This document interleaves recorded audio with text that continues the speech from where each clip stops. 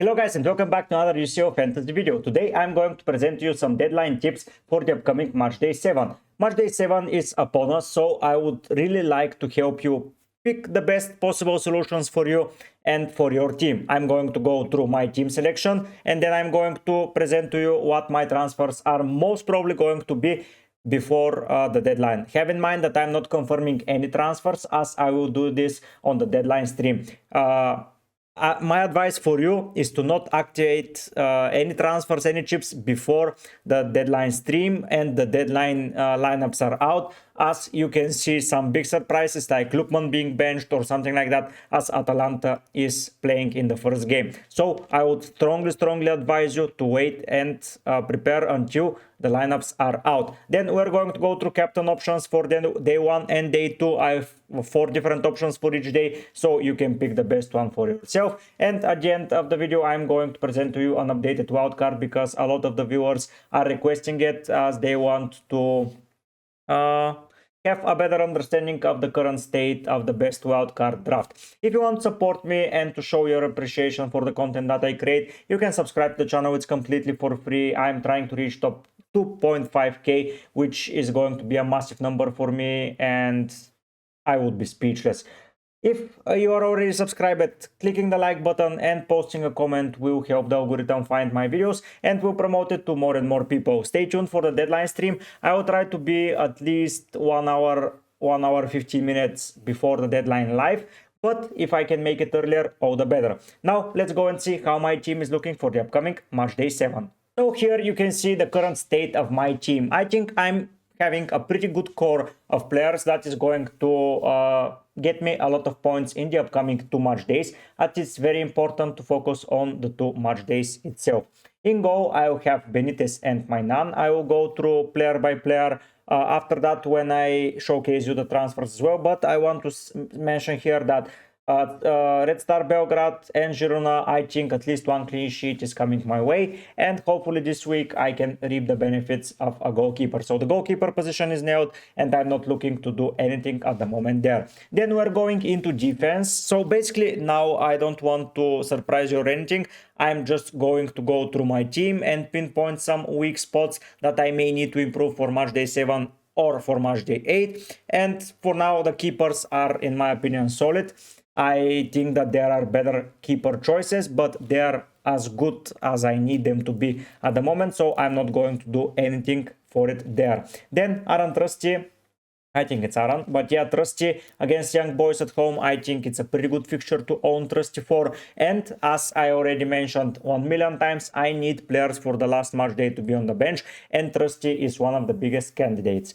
Having Trusty and Wagnumann is a little bit scary for match day 8, as they have pretty good fixtures for Matchday 7. So Slovan Bratislava and Young Boys, I think it does not get any better than that. But both of them have hard fixtures in the last match day. So I will be most probably looking to sell one of them, but in Matchday 8. So for now, I will keep them. And then with the budget that I will be saving, you'll see in a minute, I will move probably Wagnumann to someone else and increase my chances of a good performance. Then we have Virgil from Liverpool. The only reason I picked him over Trent is because Virgil is always there. He's the captain, and even though they proceeded forward to the next round, I think Virgil is not going to be rotated. Of course, we're going to see if that's the case and if he's rotated at all in the last match day if they win this match against Lille, but I really think that Liverpool are winning and hopefully some returns from Virgil. So Virgil is not a player that I will be looking. The only player so far that I will be looking to sell probably is Wagnumann, but only for Matchday 8. Now we get to Grimaldo, who in Matchday 7 has a pretty poor fixture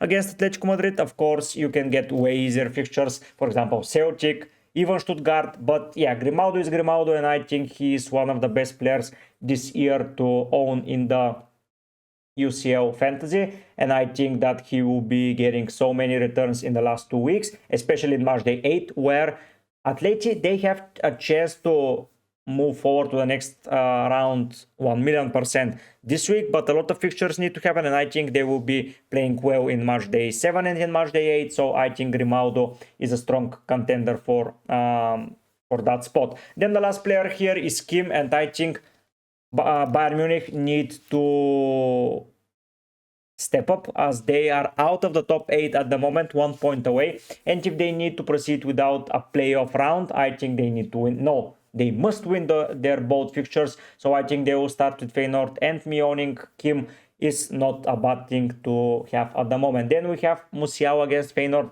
Once again, I think they are trying to win. I don't know if Musiao will be playing or not.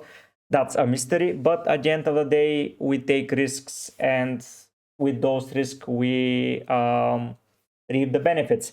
Maybe not the best player to own at the moment from Bayern Munich, as Harry Kane is back, but I'm not willing to waste some transfers to swap around to Harry Kane, and I will need to sell Vini Jr. in order to fit Kane, and a game against Salzburg for Vini, I don't think it's worth moving forward. But going into the midfield, we get to Kyun, another player that is going to be playing in Matchday 7 and is going to be benched in Matchday 8. I think that he played for Celtic and he was in good health, so I think that we will see him start, and then in Matchday 8 he can fit the bench, and even he can play if it gets to there, but I think that I will not be relying on him. Saka, of course, will be one of my transfers this week, and I will showcase to you what my plan is for him in a second. Then we have Salah, a strong captain option against Lille. I will discuss captaincy options in the next portion of the video, so stay tuned for that. I have 8 captaincy options for you, for 4 for day 1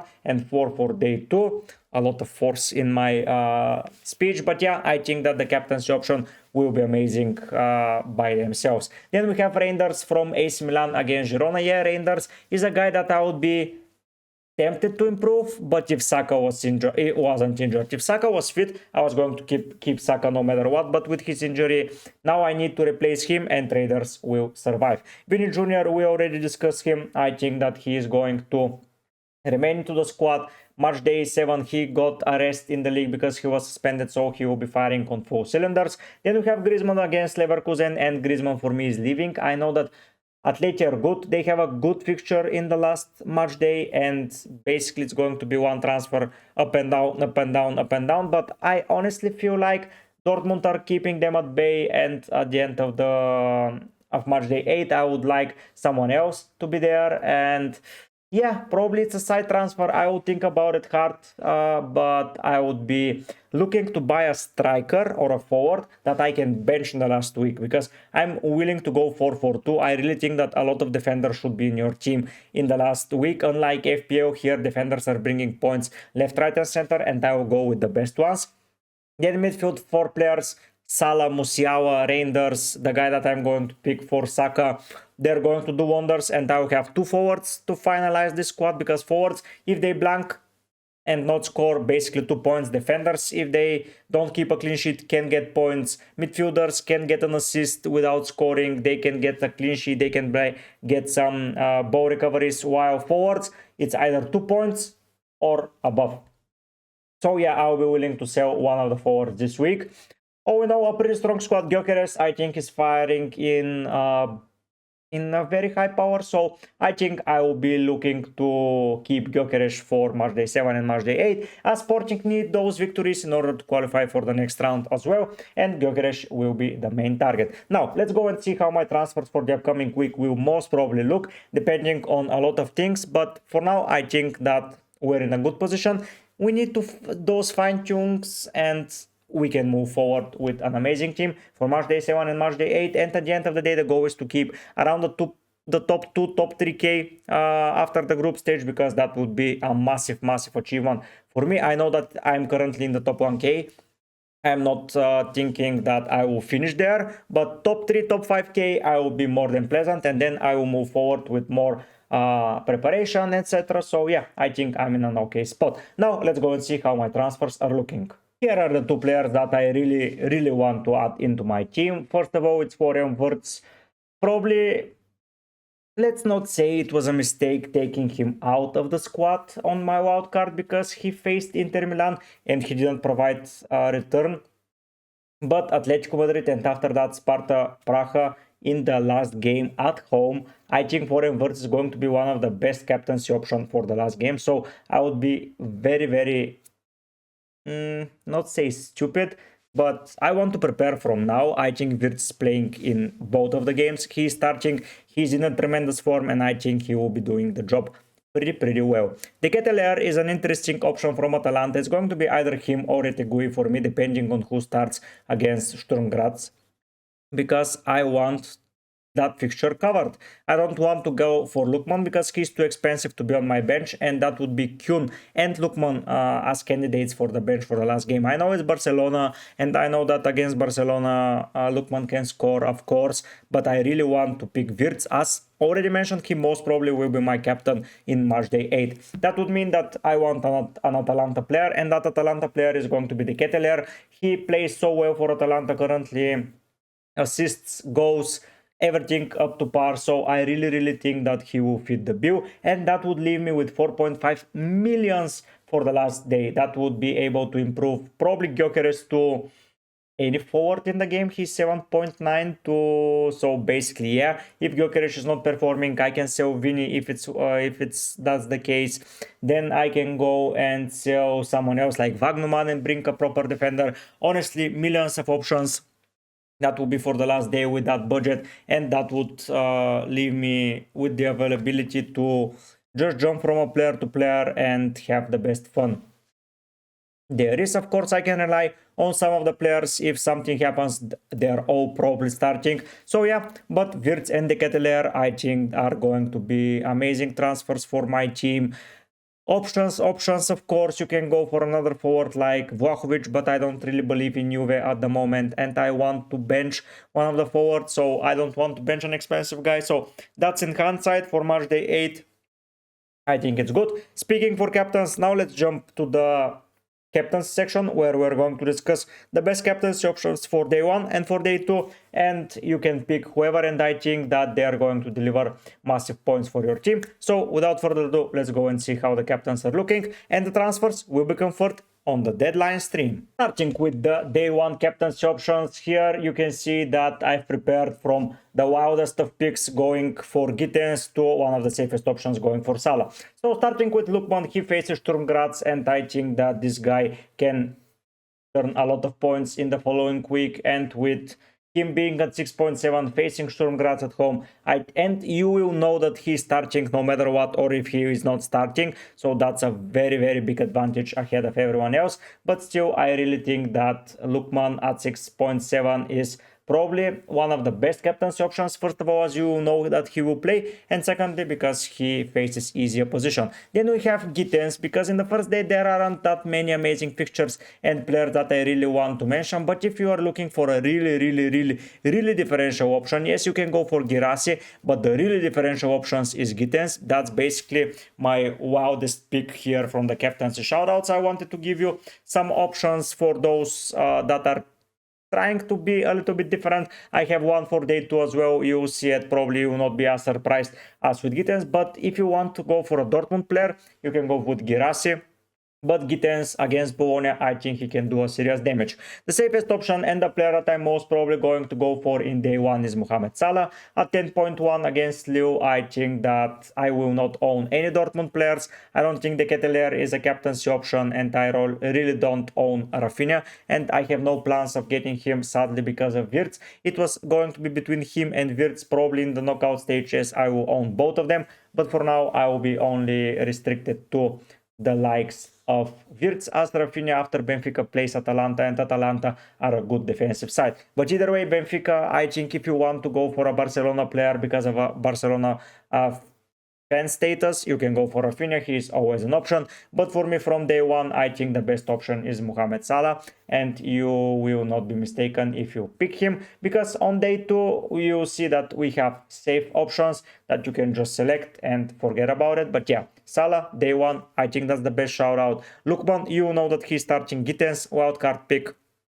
And Rafi at 7.7, I think that Barcelona players are good. I prefer him over Lewandowski every day of the week. Moving into day 2, here you have a lot of options, and I mean a lot. For Gyökeres, he's amazing. He faces Red Bull. They are out of the Champions League, and I think that he will reap the rewards of that team being out. He will score some goals and he will be going back to those firing powers. Then you look at Mbappe against Salzburg. You can go for Vini, you can go for Bellingham. I just wanted to give a shout out to Mbappe, who is in a particularly good form, but yeah, that can be any Real Madrid attacker. I think that Salzburg are conceding a lot of goals against Real Madrid. They're basically conceding against anyone, and I will not put them past them to concede a lot against Real Madrid. Then you can go for a Bayern Munich player, that being Harry Kane. I think that he's back into a good form and he will need to score some goals to get even more into a good shape and in good contention. So yeah,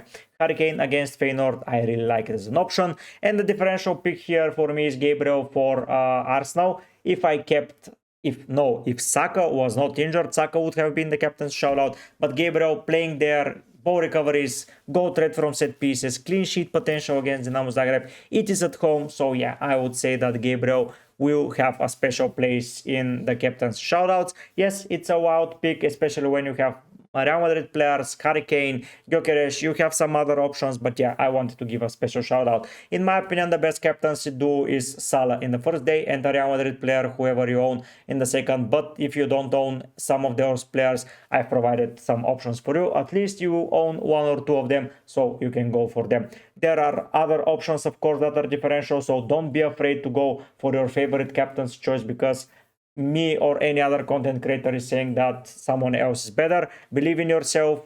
I will be believing in myself, so I'll be going with Mohamed Salah and with my Real Madrid player being Vini Jr. if I had the ability to go for a day 2 captain and if Salah doesn't destroy Lille, but I suspect he's going to destroy them. Here is the also requested wildcard draft that I will be preparing if I had the chip available for me. So in goal, I'll be keeping Karneski and Sommer. I think they're the best combo out there. For 10 million, you're getting perfectly fine combo for Matchday 7, day 1 and day 2, and then you can rely on Jan Sommer in Matchday 8. So yeah, I think it's pretty good. In defense, Trusty and Van Dijk survive from my team that you've seen a little bit while back, but Theo Hernandez and Gabriel are added here instead of Wagnumann and Grimaldo. I think not having Grimaldo might be a mistake, but I'm leaving my options open for the last match day where some of my defenders, if they're injured or if they're rested, there will go away for